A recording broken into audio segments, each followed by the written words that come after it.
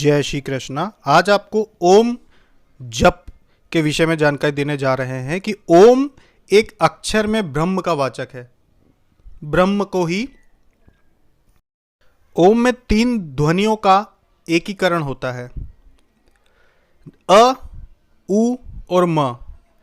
जब आप अ बोलते हैं तो ये आपके नाभि प्रदेश से निकलता है, उ कंठ स्थान से निकलता है और म जब आपका जब पूर्ण होता है तब आपके बंद होठों से म का उच्चारण होता है, जो धीरे धीरे समाप्त होता है जप आपका। तो ओम में म की ध्वनि धीरे धीरे हल्की होकर शांत हो जाती है। इस शांति को भी अनुभव किया जाता है ध्वनि के अनुसार। इसके शांत होने के बाद ये जो तरंगें होती हैं ओम की, इसे आप 2 तरह से अनुभव कर सकते हैं, एक अपने अंदर अपने हृदय की तरफ जाते हुए या फिर बाहर की तरफ जाते हुए। तो जो ओम शब्द होता है इसको अलग अलग समझने या महसूस करने की बजाय सीधे सीधे ओम का एक ही बार में उच्चारण करना सबसे उचित होता है। ओम का जो जप होता है इसके अर्थ को समझते हुए अनन्य भाव से किया जाता है।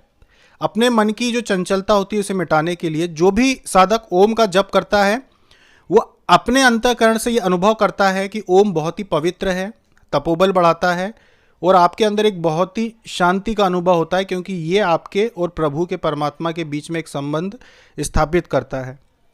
लेकिन बहुत अच्छा है कि आप ओम नमः शिवाय, अगर आप शिव जी को अपना इष्ट भगवान मानते हैं तो ओम नमः शिवाय का ही जप करें, क्योंकि सिर्फ उस परमात्मा से खुद को जोड़ना ही आवश्यक नहीं है बल्कि इष्ट भगवान की भक्ति भी आवश्यक है। इसलिए ओम के साथ अन्य मंत्रों को जोड़कर, अपने इष्ट भगवान के मंत्र को जोड़कर जपने का कहा जाता है, जिससे आप अपने इष्ट भगवान से जुड़ सकें। जो भी ओम नमः शिवाय का या ओम का जप करता है उसे फिर हमेशा उसी मंत्र का जप करना चाहिए। जीवन में मंत्रों को बदलने नहीं चाहिए।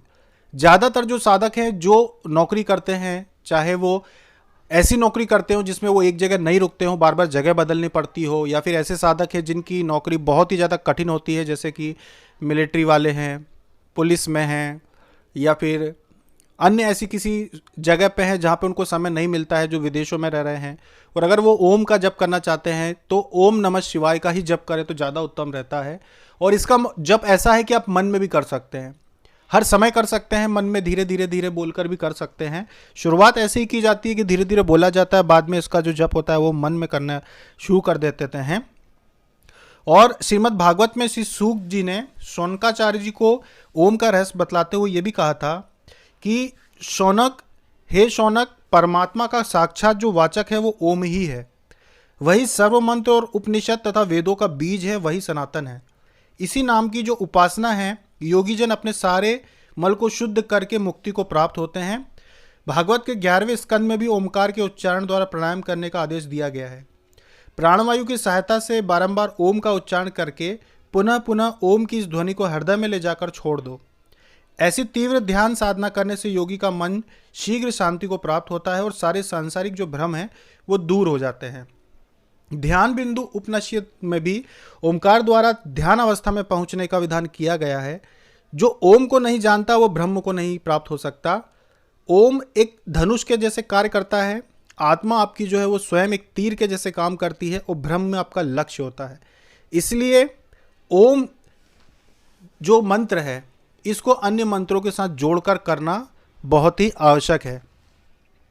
इसलिए जो भी साधक हैं उनके लिए बात कही गई है कि मुंडकोपनिषद में भी मन के द्वारा ओम के ध्यान से सत्य स्वरूप लक्ष्य का भेदन करने की विधि बतलाई गई है और प्राण रूप धनुष को लेकर उस पर उपासना द्वारा तीक्ष्ण किया हुआ बाण चढ़ाना है। मतलब सीधे सीधे अगर शुद्ध भाषा में कहा जाए तो साधना करनी है।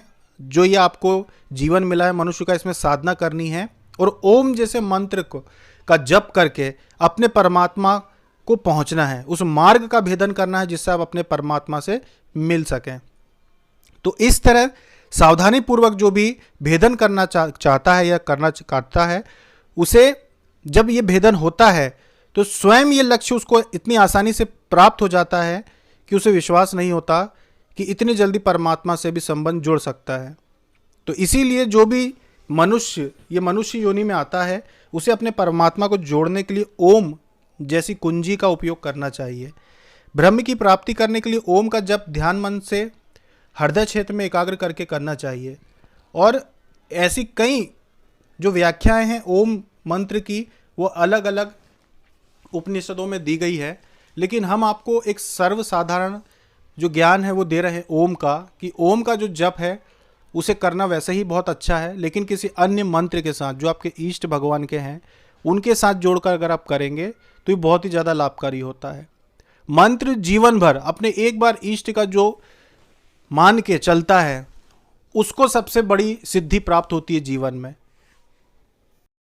जब मंत्र जब किया जाता है और अंत में जाकर आपका जो अंतःकरण होता है आपका बिल्कुल शुद्ध हो जाता है, तपोबल भी आपका बढ़ जाता है, तो जो भी शब्द आप करते हैं, मंत्र जब करते हैं, वो सात्विक हो जाता है पूर्ण रूप से, और वही शब्द जो है वो रूप ले लेता है। मतलब ओम के साथ जिस भी देवता का आप जप करते हैं वही रूप ले लेता है, और वही आपके मन में जो विचार होते हैं अपने इष्ट देवता के लिए वही जागृत हो जाते हैं, और जिसको भी आप नाम लेकर संबोधित करते हैं, जिसका भी आप नाम लेकर पुकारते हैं, वही जागृत होकर आपके सामने खड़ी होकर बोलने लगते हैं।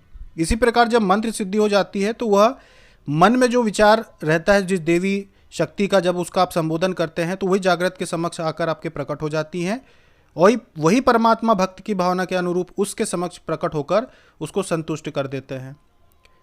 इसी प्रकार महर्षि पातंजलि ने अपने योग सूत्रों में मंत्र सिद्धि को भी माना है, और ये कहा है कि इष्ट मंत्र के जप से इष्ट देव के दर्शन होते हैं। शास्त्रों में भी लिखा है कि जो साधक निष्काम भक्ति भाव सहित इष्ट देवता का अर्चन व चिंतन करता रहता है उसके सभी मनोरथ पूरे होते हैं। यहाँ चिंतन का अर्थ समझ लीजिए कि मानसिक जप है, और अंत में उसे मोक्ष प्राप्त हो जाती है। समाधि की अवस्था में भी ऐसी ही होती है कि वर्षों तक साधना और तपस्या के द्वारा मन इंद्रियों को, सभी चीज़ों को अपने नियंत्रण में करते हुए जितने भी हमारे ऊपर मोह माया का आवरण चढ़ा हुआ है उसे हटाकर अंतःकरण को शुद्ध करना, और फिर ईश्वर के कृपा से ही साधना सफल हो जाती है और लक्ष्य प्राप्ति हो जाती है। तो ओम शब्द जो है वो इतना महान है कि किसी भी देवी देवता के मंत्र के साथ जब ओम लगाकर जपा जाता है तो वो मंत्र जागृत होने के साथ साथ वह देवी देवता भी जागृत होकर आपके पुकारने पर आपके सामने खड़ा हो जाता है, और इसी को सिद्धि कहते हैं। और ये साधक के तरीकों पर, उसके प्रयास पर निर्भर करता है कि कितनी जल्दी कोई भी देवी देवता को अपने सामने सिद्ध कर लेते हैं। जितने ज़्यादा जप होंगे, जितने ज़्यादा आपका प्रयास अच्छा रहेगा, उतनी जल्दी सिद्धि आपको मिलती है। तो ओम जप जो है, जो भी साधक करना चाहते हैं वो मानसिक जप करें। जब उनको समय मिलता है तो माला पे जप कर सकते हैं, जब समय ना हो तो बिना बोले मन में मानसिक जप कर सकते हैं, जैसा कि आपको हमने इस वीडियो में समझाया है। उस जप की भी गिनती होती है, और जब एक समय सीमा आपकी बीत जाती है और एक संख्या पार हो जाती है जप की, तब आपको फिर मंत्र सिद्ध हो जाता है, और जिस भी शक्ति की फिर आप पुकारते हैं, सिद्धि चाहते हैं, वो आपके सामने प्रकट हो जाती है। जय श्री कृष्ण।